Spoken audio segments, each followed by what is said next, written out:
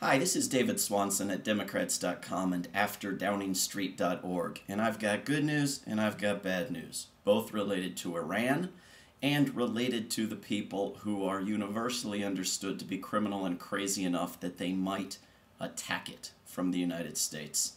I mean, this is the situation we're in, which is absolutely insane. We have an administration that is openly engaged in one ongoing, years-long, illegal occupation and war against the people of Iraq, and threatening the possibility of an attack on Iran. And the head of our Justice Department, our Attorney General, declaring that what we should do is declare eternal war everywhere so that any laws that don't apply in wartime won't apply anywhere ever. And the insanity of this, and the fact that I'm free to speak about it here in the so-called homeland of the empire, I am free to speak about these things and to put them out there on the internet for all who seek them out to hear. I think the strength of the pretense that it isn't happening yet, that fascism couldn't ever possibly happen here, explains our remaining freedom of speech. Combined, I think, with the fact that we have absolutely no representation in Washington. So we can convince 99% of the American public. On some issues we've convinced over 90% that we shouldn't be attacking Iran. And it makes absolutely no difference because we have absolutely no representation in the so-called House of Representatives in Washington, D.C.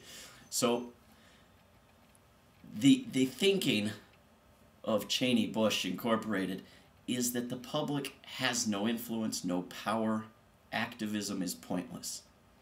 Well, I have some good news that begins to question that point of view. The good news is that this bill that was about to move through the House of Representatives unchallenged to antagonize Iran, to effectively demand a blockade on land and sea and air of Iran, has been stalled.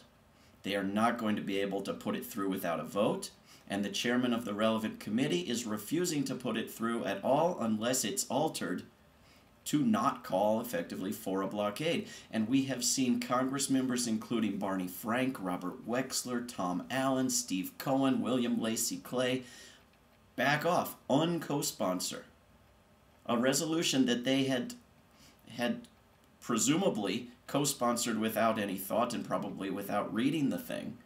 They have co-sponsored because of the pressure of the anti-war movement. And Congressman Berman is blocking it as the chair of the Foreign Affairs Committee. Now the bad news. It doesn't matter. Congress doesn't mean a damn thing. This White House will attack Iran if it chooses to. This Congress has gone along with funding of terrorist activities aimed at regime change, as they call it euphemistically, in Iran. This Congress has failed to so much as redundantly say, hey, Mr. President, please adhere to the Constitution and the War Powers Act. Nothing. And were it to do so, it wouldn't matter because the Congress has unilaterally disarmed. Can't get subpoenas enforced, can't get contempt citations enforced, can't get requests answered, is being laughed at, is nothing but a debate society because it has unilaterally disarmed, removing impeachment from our Constitution. So here's the good news on that front. This Friday, July 25th, in the House Judiciary Committee at 10 a.m. Eastern Time in the Rayburn House Office Building, room 2141, there will be a kind of sort of impeachment hearing. A hearing brought about by the pressure of the public for impeachment, by the pressure of Congress members and committee members for impeachment, and by the ongoing campaign, the dedication, and the relentlessness of Congressman Dennis Kucinich introducing impeachment on the floor of the House as a privileged motion 3 times and threatening to do it again and again. So this is a hearing set up to allow Congressman Kucinich the opportunity to present the case for impeachment to the House Judiciary Committee. That's the good news. The bad news is it's being rigged. The bad news is that they are inviting lots of other Congress members and non-Congress members to testify. 1, 2, 3 maybe in support of impeachment. Most, the overwhelming majority, against impeachment and in favor of other so-called solutions. Things like censure, which is absolutely zero value as deterrence to future presidents and is nowhere to be found in our Constitution. Things like passing laws during the next presidency to recriminalize some of the crimes committed by Bush and Cheney.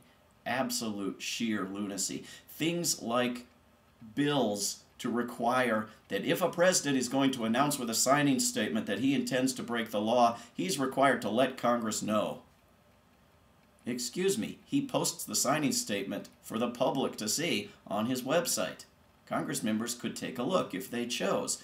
Wouldn't change the fact that it's all illegal and unconstitutional, and the Constitution says nowhere in it that a president should be censured or that a president should be punished by passing laws during the following administration to recriminalize his crimes. Absolute nonsense. And Congressman Conyers has dared to put the word Constitution in the title of Friday's hearing.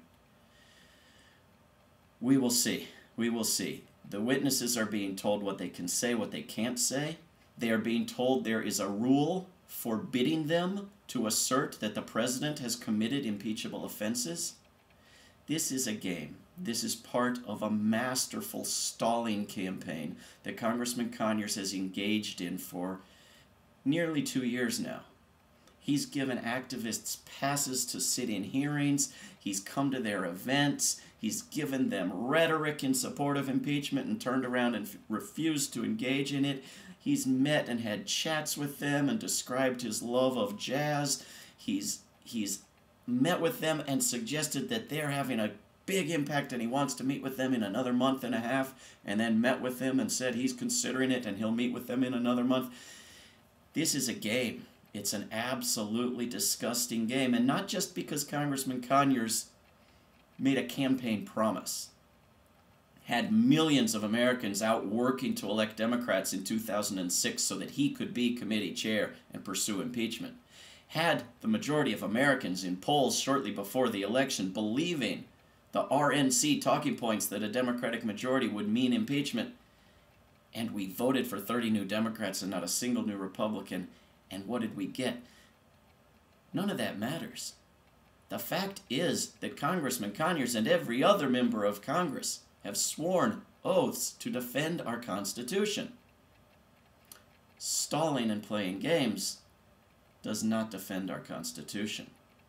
Making stupid calculations about how to win an election does not defend our Constitution.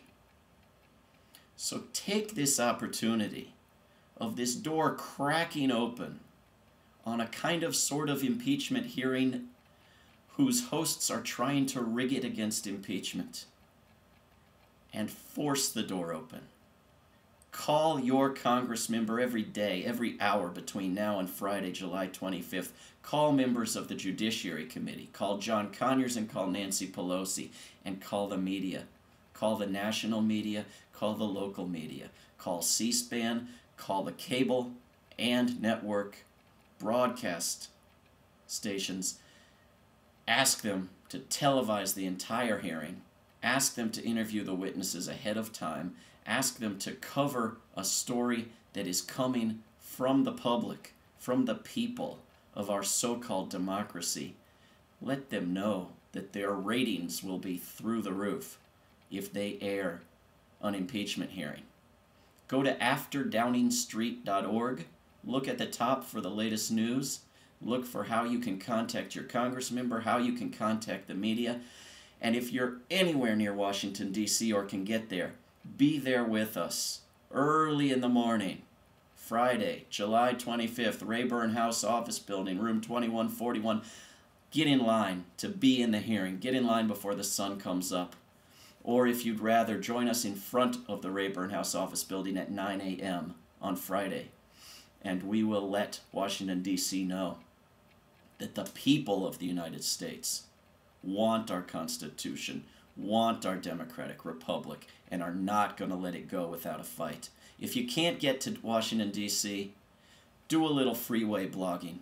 Make a big poster with the simple word impeach and put it where as many cars will see it as possible. And another. Take the day on Friday to freeway blog and post photos and videos of what you're doing at afterdowningstreet.org.